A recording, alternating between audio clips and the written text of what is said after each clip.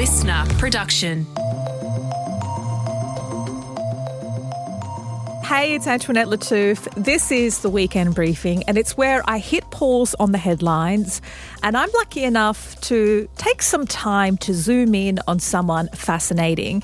And my guest today is not just fascinating. She's frank, she's hilarious, and she's kind of an accidental TikTok star. Her name is Fidan. She's in her late 40s. She's a divorce lawyer or a family lawyer. She has twins, and she finds herself being huge on the platform. Over 1.2 million followers. She says she doesn't ever ask people to follow her. She doesn't ever ask people to subscribe, but it's something about her authenticity and no shits given attitude that just has people loving her. We find out how she juggles a full-time job, parenting, people coming up to her in the shopping aisles, and continue to post rigorously. Later in the show, it is the Weekend List with Helen Smith. That is where my wonderful producer and I, we get together, we swap notes, we give each other tips, and you too, on what to see, watch and eat and do. But first, my chat with Fidan.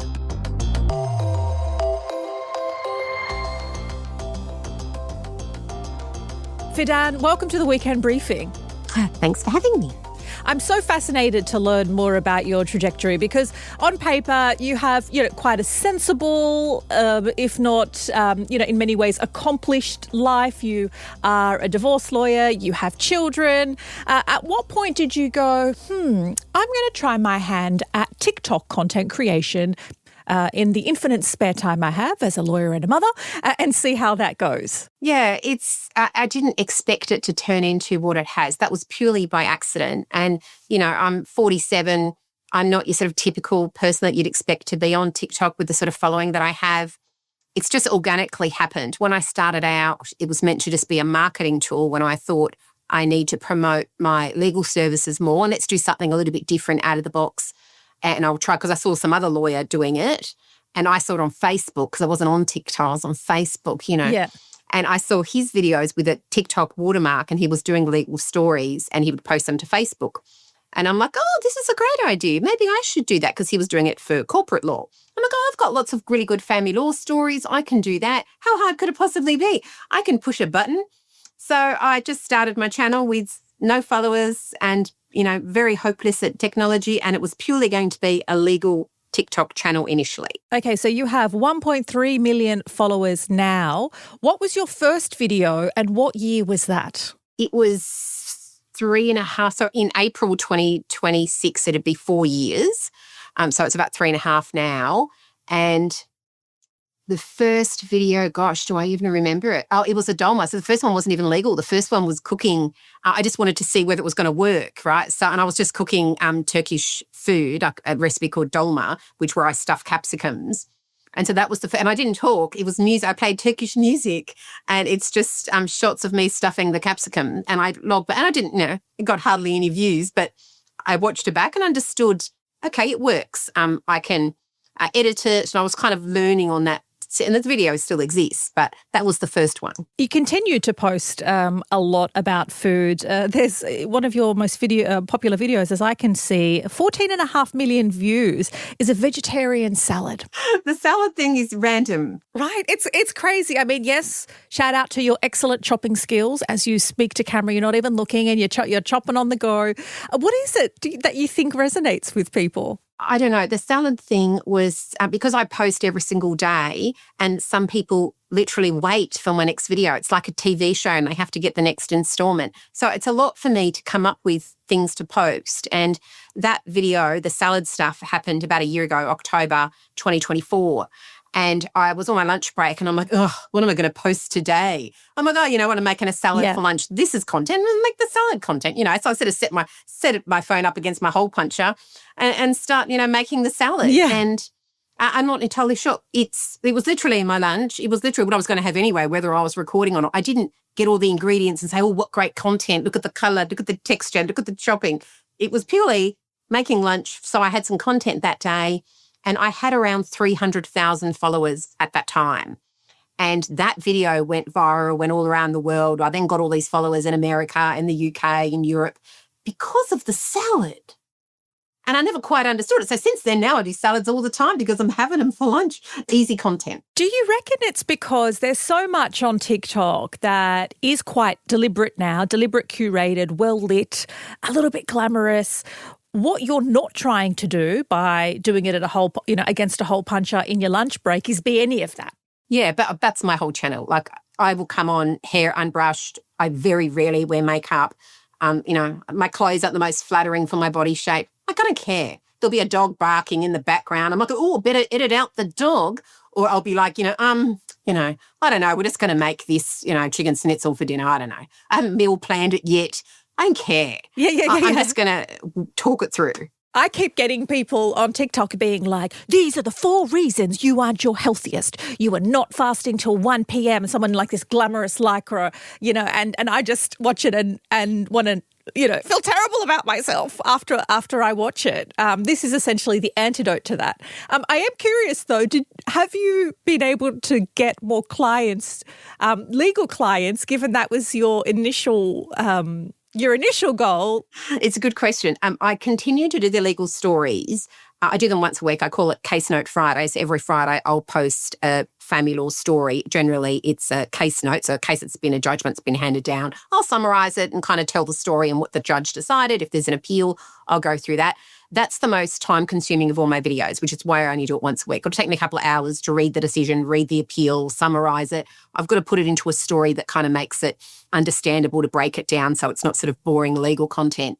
So I still do those videos and I get lots and lots of client inquiries, people contacting my office, wanting an appointment, sometimes through the app. And through the app, I'm like, you need to contact me to make an appointment. Because people will just fill up my DMs with all their family law problems. And I'll be like, I can't give legal advice on the app. So you're going to have to make an appointment. Are people interested in those stories? I guess people like the flip side of, getting an insight into law and some of the dramas and some of the things that you deal with. What's the appetite there on TikTok? It depends on which, because they're all very different. Some of them might be a story about child support, might be a domestic violence story, might be parenting property. The last one I did, which was last Friday, was on divorce and was only on Friday. And that has over 1 million views. And it was only posted on Friday. And so that specific story about divorce was popular. And I'm like, oh, okay, that video did well. Usually it'd be about 200,000 views, give or take. So it just depends on the story. And I randomly decide, usually, I don't know, I try and get something that's recent, last couple of months, or a recent decision that's come out. But occasionally I'll do a story that's a precedent, like an important case in family law. Let's talk about this and why it's like that. And that's the video titled Contested Divorce, Bertrand versus Bertrand. Yeah, I'm just going to have a little play. I haven't heard that one. In Australia, divorce is very different to what it means in other countries.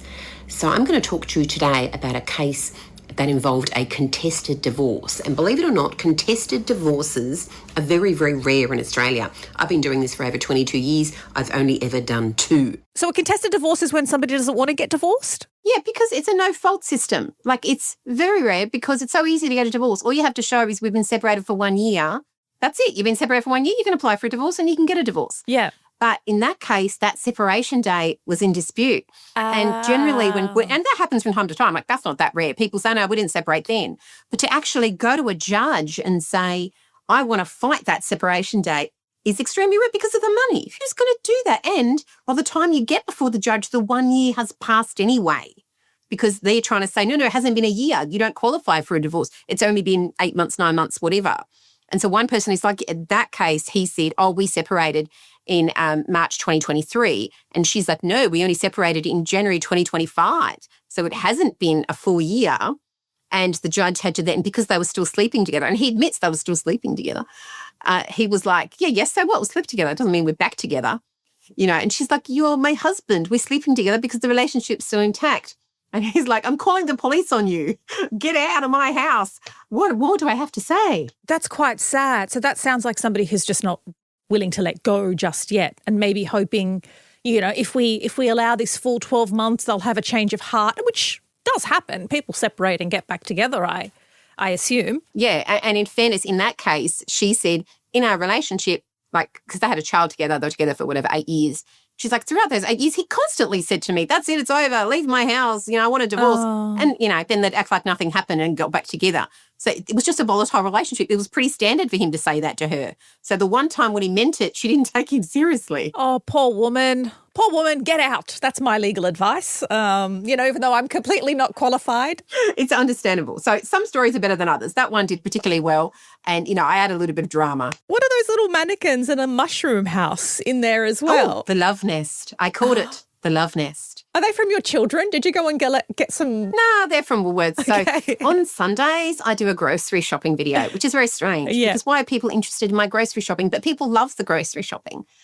So in the grocery shopping, when I do it in Woolworths, there's those little meerkats, which is usually at the last aisle. And so sometimes as part of that video, I'll be like, oh, let me buy another meerkat. Let me buy another meerkat. So then in the stories, I use those meerkats as this is the husband, this is the wife, this is the matrimonial home. And, sometimes there's, the villain, I'll make Gargamel, and Papa Smurf might be the judge, just to storytell. And as you said, you always do your shopping at Woolworths. And given that you have a large following and people know your routine, who support you and who follow you, do people come up to you in Woolies? Do people come up to you in the streets? Yeah, well, it's Woolies, Coles, Aldi. I kind of change it up. One, because I don't want people to stalk me, and two, because I'm just really casual about that stuff. Some people have their supermarket they shop at all the time. I'm not like that. I shop at various ones depending on the day and how I feel. But yes, in the shopping aisles, people come up to me in the street. If I'm at the courthouse, the petrol station this morning when I got my petrol, the servo guy's like, I know you. You're on my TikTok feed. And I'm like, oh, and it was a guy in his 60s, I'm like, am I? That's nice. Based on the people who come up to you, who is it that enjoys your content? It's a variety. It's a lot of mums, to be frank. So it's a lot of sort of women in their 30s, 40s, and a lot of law students, heaps and heaps of law students feel some sort of inspiration by family law because of the success that I've had in it and because when I sort of make the stories, they sound interesting, not as dry as some other areas of law. And so I get a lot from law students.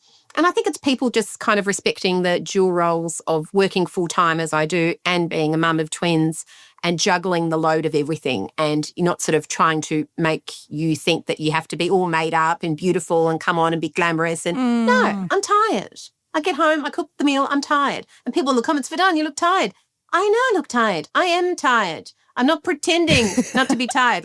It's just really real. If I'm grumpy, oh, you seem a bit down. Yeah, I'm down. Oh, I am down. I had a bad day. Sometimes it happens. I'm in litigation. You win some, you lose some. Sometimes you get a bad judge, bad day. So, like the day, because I do a dinner video after working full time and picking up the kids from after school care, there'll be sometimes, chaos in the house. The dog wants to be fed. The cat's wanting to be fed. I'm trying to cook dinner. It's chaotic. I know that. But it's recording because I'm doing my content and that's the real life of me. And that's, people tune in, I think, because of the authentic nature of the channel, because I'm not pretending to be anything. It's not scripted. And I really don't care. You don't have to like it. You don't have to watch. It's just, that's the channel. If you like it, then great. If you don't, that's fine. You'll never hear me say in a video, oh, there's the like button. Follow me now. Follow me for more legal content. Right. I'm not that person, And what about your colleagues in the legal fraternity? I'd imagine, there might be mixed reactions to having someone, do the serious work of family law and also be a TikTok star. Yeah, so it's interesting because they might be saying things behind my back that probably are. Especially since it's such an adversarial kind of law. Yeah. But I had a mediation last week where during the break the mediator came up to me and said, my wife's a big fan. Do you mind if we take a selfie? And he's 70. So I was really surprised that he even knew who I was, aside from being a lawyer. And so we took, a selfie and he's like, oh, I'm going to put it in the group chat. Oh. And I was like, oh, that's so sweet. So, that's nice. And I've had solicitors on the other side when I ring them up to say, look, I'm in this matter of whatever. Like, Fidan, is that you? Oh, I'm a big fan. And I'm like, oh, well, you can do me a favour in this case. Yeah. Help us resolve it. Yeah, it helps. It helps to, I think, have those relationships. And it just kind of, I think, makes you more approachable. And people know I'm very sort of down to work about that sort of stuff. So, yeah, it's good. I haven't had any negative solicitor experiences. When I went to the TikTok Awards, I was going to bring that up because you have the best. I saw a solicitor there who knew me from my family law stuff. He said, I'm on TikTok too, but I don't have the following that you do. And I actually knew who he was because many years ago, gosh, I was pregnant at the time. So, 2018, we were on a show called Insight together. where Oh, there were yeah. family lawyers in the crowd. SBS and show, it was with yeah. Jenny Brocky, and Yeah. I was on it as part of Prenups. And he was in the crowd too. He's like, oh, don't you remember we were in that Insight program together? I'm like, yeah, of course I do. I remember you. So that was nice, So I do kind of, have those relationships as well. You have the best Get Ready With Me video. Well, I don't think you even called it that, but ahead of the TikTok Awards because you're dyeing your greys. You're doing your roots before you get ready. Oh, yeah, it's stuff like that. Like as if anybody would ever, I don't give a shit. I'll show you the roots. That's the way it is, And I'll be like, oh, the nails need to be done. They're all kind of chipped and they need redoing. Oh, my eyebrows, I'll come on knowing, gosh, my eyebrows need a wax. Yeah. I don't care. Like, I'm not a model. That's not my job. What was it like being at the awards? Because obviously there are all sorts of different creators. There are food creators, but there are also models and fashion people. There's the very glamorous end of town. What was it like, I guess, mingling with the cross-section of people at the TikTok Awards? Like my feed is now full of the TikTok Awards and frankly, there's been a lot of controversy about them. Yes. But when I was there, I didn't go for the red carpet opened at 3:00. At 3:00, I was still at home because I had to work that day. So I was kind of, I went and got my makeup done and my hair done, but then I came back to the office to do a little bit more work. It was on a Wednesday, which it's a work day for me. So it was very hard. So I missed a lot of that red carpet rain out. They had to move the red carpet. I didn't see any of it. When I got there, it was 4:30. The red carpet was meant to be from 3 to 5. And they said, come and do your red carpet thing. No, missed it all. Rocked up. It was based just before 5. Might have been 4:30 that I got there. I couldn't even find the red carpet. And I didn't really care about the red carpet. When I got there and eventually found it, there was a giant line. So I'm saying on my channel, there's a line. I'm not going to line up. I couldn't care less. There's a glam bot thing from the guy from the Oscars. I don't care. Yeah. I'm going to line up. I'm not going to line up. You know why? Because I don't care about stuff like that. I'm not doing a TikTok, look at me. This is glamour. Look at my dress. No, I'm there to have fun. They invited me. I went. It was great. Yeah. And so I don't know, I just missed a lot of it. All that controversy, people saying, I missed it. There was a whole bunch of things. There were some women who got their dress caught in the escalator. There were some who posted videos about, I can't believe they don't have any drinks. They're not serving us any drinks. Oh, that was true. I said that too because I didn't know that was going to be the cover. Well, they served it, but they shut down the bar. So when I'm there, in real time, I came out of the show to go to the ladies and said, I'll get a drink. And then they shut the bar. And it was so hot, right? You want a cold bottle of water? No cold. No, we've shut the bar. No, I just want a water. No. We've shut the bar from 6 to 8 so people go in there and watch the show. I'm like, but I'm out here anyway. I'm out here going to the ladies. And they had a water cooler with a button. The water wasn't cold to get the water. And the bars, and so the people behind the staff who they're paying to work are just standing there, the bar's closed for 2 hours. It was the strange, I get not wanting to serve alcohol because last year they served alcohol and apparently it was all a bit out of control. People were out drinking and not watching the show. Sure. I get it. Yeah. Soft drink. Cold water, juice. It was a very strange thing. So I did mention that in my channel. That was strange. I didn't expect to get a meal. Yeah. That was okay. But I thought closing the bar was a very odd choice, as in for any drink whatsoever. No beverages. And do you do brand endorsements as well, given your following? Of course, yeah. I didn't to start with because, I don't know, I just thought I don't really know. I make good money as a lawyer. I didn't really need to.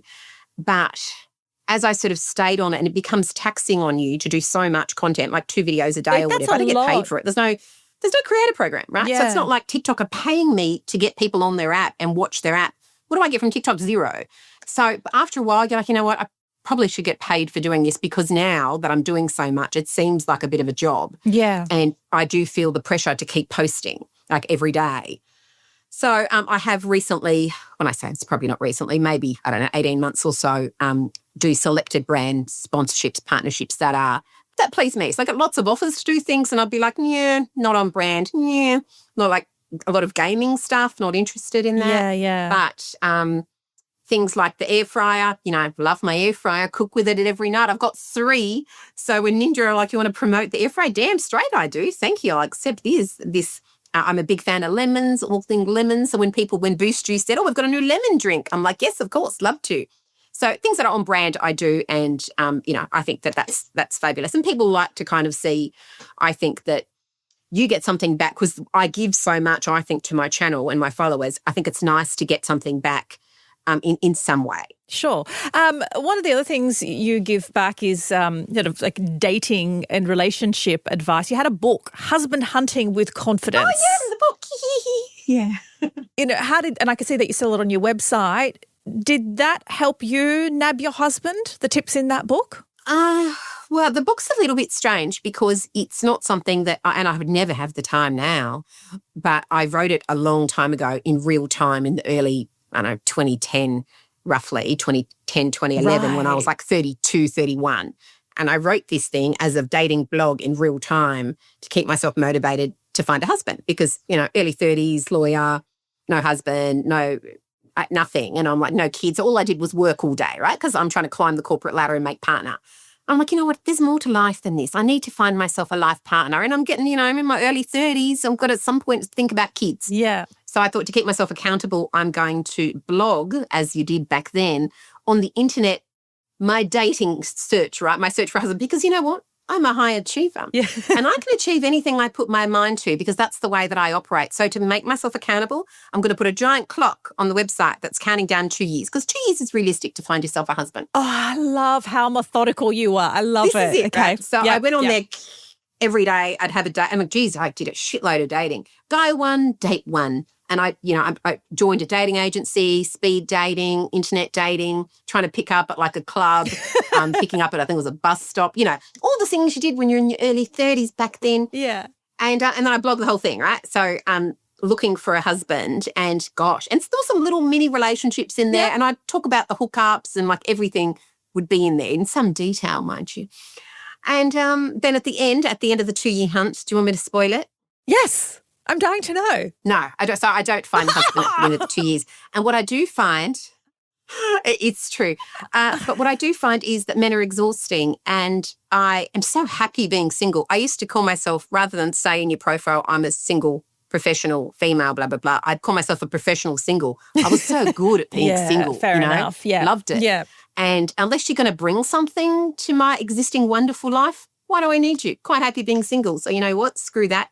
We're going to stay single and look for the right person. That's kind of where the book ends. Okay. When I was 33. Yeah. And then that story, that whole Word document, which was giant, sat on my desktop for like 12 years because I thought I could publish it as a book, but who's going to buy it? Nobody. And it was all anonymous. When I blogged all that, it was all anonymous, right? I used a fake name, Kate, and pretended to be that person so that nobody would know who I was. And then all these years later, I'm like, well, I've got a bit of a following now.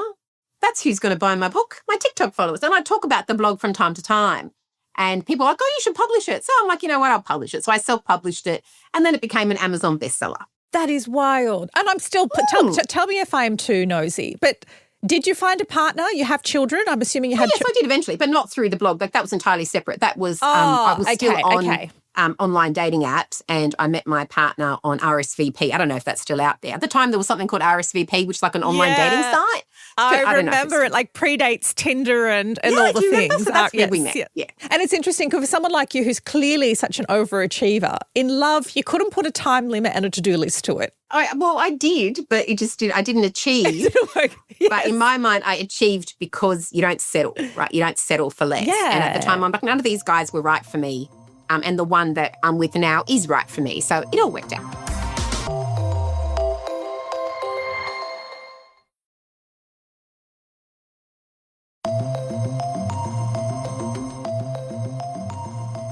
What do your kids think about mum being cool on TikTok? I have children who think I'm the daggiest thing ever. Nobody thinks their mum is cool, even if they have a huge following like you do. Yeah, well, they're still little. So they're only 6. So the boy-girl twins. So they don't really understand it. Like they know the TikTok thing and they will be out with me when people will come up and my daughter Cara will be like, how does she know you? Because people will ask for selfies and stuff. So, and I'll be like, it's from TikTok. I don't think she really understands. But I'll talk about it from time to time. Oh, mummy's doing a TikTok or, it's from TikTok, but I don't know if they know what it means. One thing I have to chat to you about before I let you go is your Saturday PlatterDay. Yes, the best day of the week. Yes, and so, and that's what people hang also to see because it's your day where you're like, we need to eat, but I'm not going to cook, so I'm going to put a whole lot of stuff on a platter. That's exactly what it is. And we do that every single Saturday night, unless I have like a wedding or a party or something that I have to go to. And even then I'm like, oh, no platter day today. All I really want is a platter. But it's my platter days and we all love it in the family. I'll make a platter. Hubby and I will eat the platter. Kids will often have platters, not always, but if they want a platter, they get a platter. And they call it on Saturday morning, it's platter day. Saturday PlatterDay, that's what they know. What can you do other than an antipasto platter? You can do a seafood platter. You can do a hummus board with like lots of bread and charcuterie board. That's really what it is. So I would put variations on. So like now we've got a lot of stone fruit in season. So I might put some stone fruit on the platter that I wouldn't have done, say, in winter. I would maybe put something like pretzels, whereas one week I wouldn't put pretzels. Depending what we buy, I might put beef jerky one week, another week I won't. Always got cucumber, dip, bread, usually salami. Like there's the staples, and then I build around it with some strange things that may or may not work on the platter. Little challenge for you. You have someone like me coming over. I don't eat gluten. I don't eat dairy. What's on the platter for me? Oh, well, my sister's husband is gluten-free, dairy-free. And I know you can have hummus. Yes, you can. So we do hummus. Yes. And I can put like a hummus board. So you put like tomato and cucumber and you put red onion and mint and pomegranate on the hummus. So it's loaded hummus, really. And then you can have gluten-free crackers, gluten-free bread, and then veggies, right? And fruit. Okay, challenge accepted. I love that because usually when I tell people that, they look mortified. First, they look sorry for me, and then they also make a mental note, let's never invite her over. But yeah, I get it because you are compromising some of the wonderful things I could put, but then I just do a separate one and say, okay, well, these are all the things that, like the cheese, essential for most platters. So I'd have a little cheese board for myself to the side, and then we'd have our communal little gluten-free, dairy-free platter.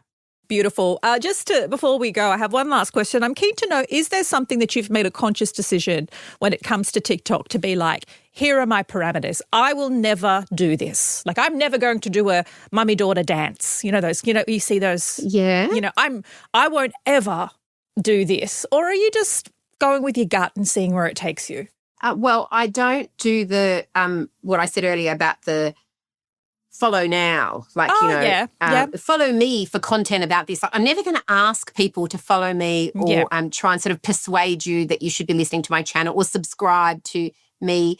Like this isn't my full-time career. And a lot of people, that's their job. They're an influencer, they're a content creator. That's what they wake up and that's what they do every day, which is fabulous. And it's very lucrative, mind you. But that's not my A game, right? That's my side hustle. I have my everyday job, which is a very serious job. I'm not only a partner of a law firm, but a part owner of the law firm, and I have a full-time caseload. I'm on the tools, I'm doing the work, plus all the management stuff. And then on top of that, I have my wonderful children and my partner, and then I have the content creation as well, which is something that I do every single day.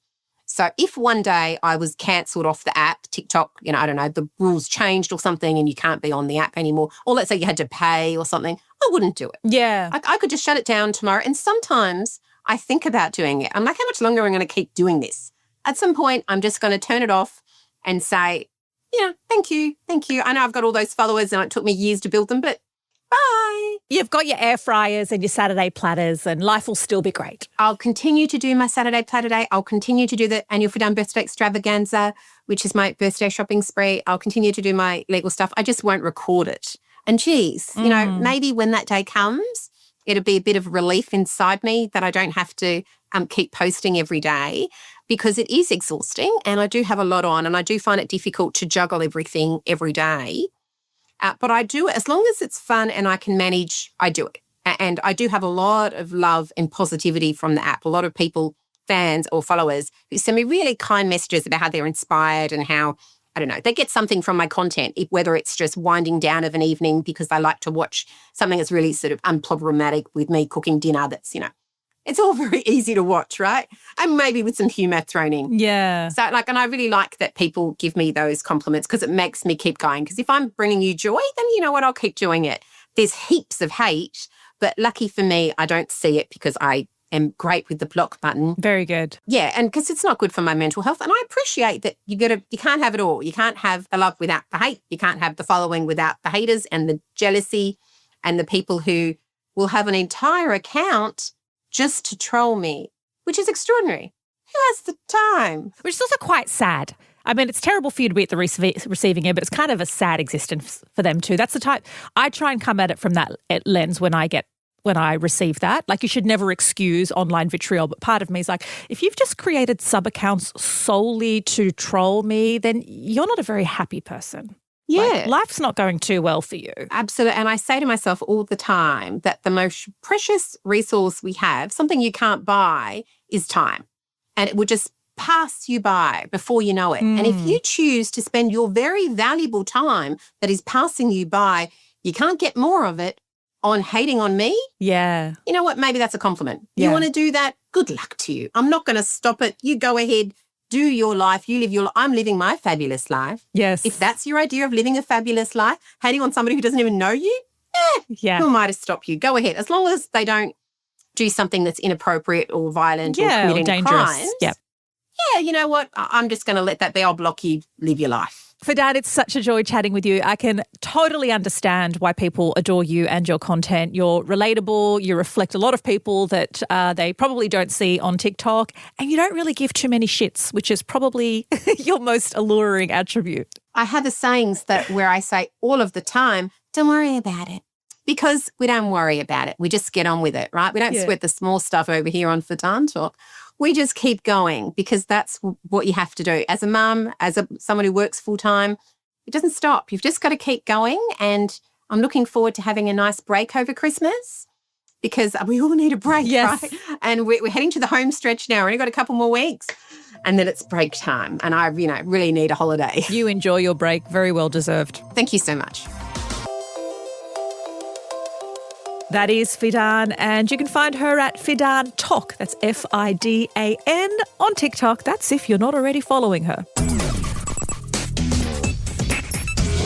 It is time for the weekend list, my favourite part of the week, because I get to sit here with Helen Smith and riff and listen to her ideas and look at them and examine them and try not to be too judgmental. And often I do try them, Helen. I promise I do. So tell me, what do you have in store today? All right, I've got two recommendations. One's a bit more serious and one's a bit more fun. What do you think we should go with? Let's start with fun. Okay, so the first recommendation is something to watch on Netflix. It's called A Man on the Inside. Now, it's a comedy series. There's 2 seasons. I've only finished the first and I've just started the second. But pretty much it follows a retired professor who's played by Ted Dandon. Like, you might not know his name, but you know his face. He's pretty much like one of those older American actors who's in everything. Oh, I know who he is. White-haired guy. Yeah. White-haired he used glasses. to be Cheers. He used to be in Cheers many moons ago.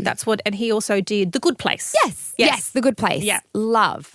But yeah, he is the main character. Ted Danson. Is it Danson? It's Danson. Oh. Yeah. There you are. Danton. Okay. Everyone you'll absolutely know who he is. Absolutely, yeah, you know who he is. Yeah. But pretty much he's the lead character. He gets this new lease on life. This is what they're saying in the bio. He becomes a private investigator. I watched a couple of episodes of this one. Yes. So he goes undercover into a San Francisco retirement home. And look, it did start a little bit slow for me. It took me a bit to get into it. Okay. But once you stuck with it a little bit, you really fell in love with the characters and fell in love with him and the friends that he was making in this retirement home, because it is a little bit sad. His wife has passed away and, you know, he's kind of in this new stage of life, which is it's quite nice to focus on. But I think stick with it. It's funny, emotional. Towards the end, it gives you quite a lot of life lessons as well. Yeah. But yeah, it's called A Man on the Inside. It's on Netflix. Yeah. And it's an easy watch. It's an easy watch. It is an easy watch. Okay, good recommendation. So my recommendation is for those like me who are terrible at gift wrapping. Not only am I terrible at gift wrapping, it's an insult to the gift and the person receiving it. I just cannot gift wrap. So I'm bad at it. It looks bad, but I like to pretend that I have improved. And what I do is I go to shopping centres because they usually advertise when they have free gift wrapping, or you just like do $1 donation. Sometimes it's like a little charity. And it's like, so go around. There are a lot on offer at the moment where you just do $1 donations, or certain stores do free gift wrapping, and I go and cheekily be like, can I just give you a couple more dollars and you do some more? I plan to not gift wrap any gifts this year, but take all the credit for gift wrap. So do a little Googling of certain stores and certain shopping centres, and if you're anything like me, you can, you know, give $1 here or there, or just take up the freebies that are available. You spend enough at those stores, just take up the freebies, get your presents gift wrapped, and then the key is pretend you did it. I don't think anyone's going to believe you did it. I just like the whole, like, what do you think? It's really nice. I like how some of them lately have been, oh, wow, it does look really good. You've got it improved. And others are like, oh, they just call my bullshit. Yeah. Either way, you don't do the wrapping. They get a nice gift. That is my weekend list recommendation. That's my first one. That's a bit silly. Yeah, no, I like that. I like that one. And I'm also terrible at gift wrapping, so I always opt for a bag and put tissue paper on top. Oh, but then I hate ending up with like 1,700 bags. Yeah, but I just reuse them. Yeah, fair enough. Recycling, yeah. Yeah. But that is good. I'll do that one. Now, my next recommendation is a little bit more serious, but it's super interesting. It's Stuff You Should Know, the podcast. Yes. Yeah, so it's an episode of Stuff You Should Know, and it's called How Conversion Therapy Doesn't Work. So it takes you through conversion therapy, which, essentially is trying to convert someone to not be gay or queer or yes, and I think they've got a different name for them because, like, conversion therapy, even the very name suggests that the process exactly, and can be converted. They go through that. Yeah. So go through all of the names because it's not called that technically anymore. It's actually not even classified in the American Psychology dictionary anymore. So it's super interesting and fascinating. The hosts go through the different types of therapies which have been used and are still in use, some of them, which are just horrible. Yeah, because it's like pseudoscientific nonsense. Mm-hmm. And they break down a bunch of studies and actual scientific evidence throughout the chat to kind of debunk all of these theories and where it stemmed from and come from. And it's been going on for a very, very long time. And it's almost unbelievable listening to it that it still happens and a lot of the stories they center around is children going to be sent to get this quote unquote conversion therapy. But it's really interesting. They break down the facts, they break down the science, science. Do they speak to people who have gone through this? They don't, process? But they speak of experiences. So they speak of stories. Yeah, right. Throughout. They share stories. Yeah, they share stories of people who have had experiences and what they've gone through and the outcome. And they also speak of some high-profile cases that were kind of used as the poster child of, conversion therapy works and it doesn't work. It's ridiculous. It's not a thing. And they go through that as well of it's not really a therapy. And they break it down really in a really great way. But it's just fascinating to kind of learn about it and understand it a little bit more. And the groups and the people, and majority of the time it's religious. There's religious groups that use it.